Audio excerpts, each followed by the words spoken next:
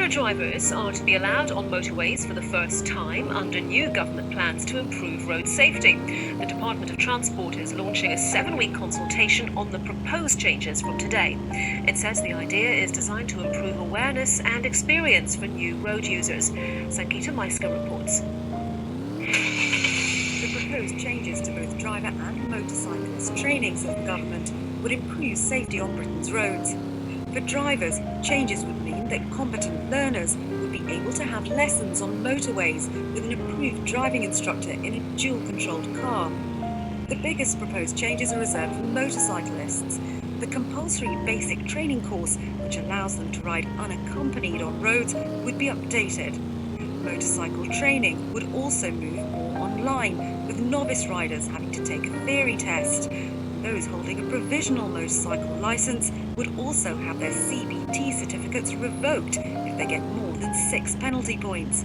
The motoring organisation, the RAC, have welcomed the proposals, saying Britain's roads are already amongst the safest in the world and that changes are needed to help modernise driver and motorcycle training.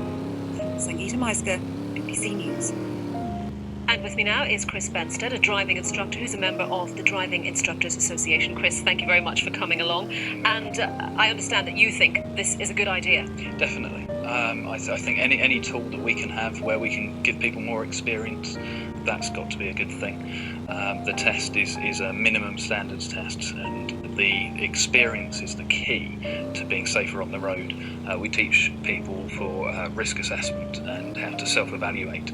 So being able to give them that experience and give them the extra tools and things to work with has got to be a good thing. Because I'm imagining that the average driving lesson, certainly I remember when I was learning to drive, it was travelling around relatively minor roads and, getting nowhere near the sort of speeds that you might experience on the motorway. So expecting newly qualified drivers to drive on the motorway without any practice, it's really like throwing them in at the deep end, isn't it? And that's what people are doing at the moment. They're going in with no specific motorway training. If you're lucky, and I'm in an area that's got one, there's good dual carriageway networks, and we can make use of those.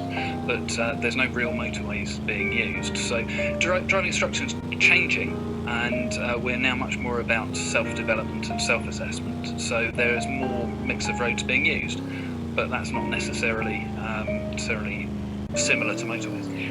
You may not know the stats on this, but is there any evidence that newly qualified drivers are more likely to have accidents on motorways?